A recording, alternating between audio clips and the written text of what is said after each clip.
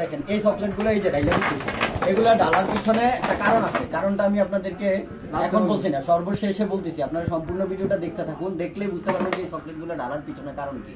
আর এই চকলেটগুলা ডালার পরে কি করে তা দেখেন। একটা মহৎ একটা অনেক বড় একটা কাহিনী আছে এই চকলেটের পিছনে। এই চকলেট গনার পিছনে একটা অনেক বড় কাহিনী আছে। এই কাহিনীটা শোনার জন্য আপনাকে শেষ পর্যন্ত দেখতে হবে। দেখেন আমি গণা শুরু করলাম। এখানে এই বয়ামটাতে কয়টা চকলেট থাকে, এই বয়ামটাতে কয়টা চকলেট থাকে দেখেন। 1 2 3 4 5 6 7 8 9 10 11 12 13 14 15 16 17 18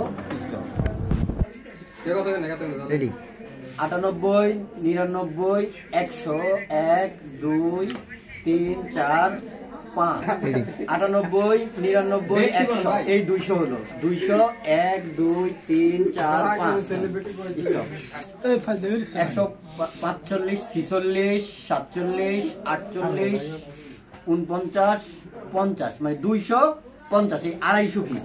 এই 250 পিস আপনাদেরকে যদি দেখাই, দেখেন এই 250 পিসে আপনার ইয়েটা দেখাই। এই যে দেখেন আপনাদেরকে একটু দেখাই, এই যে এখানে এই জায়গাটাতে দেখেন, এখানে সম্পূর্ণ সবকিছু লেখা আছে। এত গ্রাম ওজন 250 পিস, 250 পিসে আসতেছে এত গ্রাম। এখানে এই বয়ামটা আমার কেনা হচ্ছে 393 টাকা, যেটা কোম্পানি রেট 393 টাকা।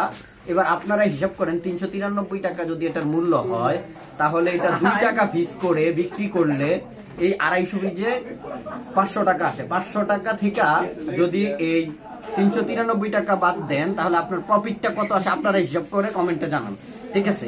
কিন্তু যদি এই চকলেটটাকে আমি 2.5 টাকা করে পার পিস বিক্রি করি বা 3 টাকা করে পার পিস বিক্রি করি, এটা কি আমার জন্য সঠিক হবে না অন্যায় হবে?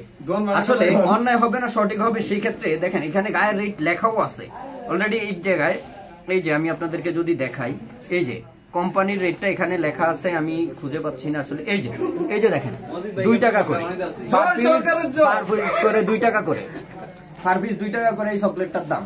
তো বিক্রি করার জন্য সেইখানে আমার পাশের দোকানদার, তার সাথে আমার একটা দ্বন্দ্ব বাজে 2 দিন আগে।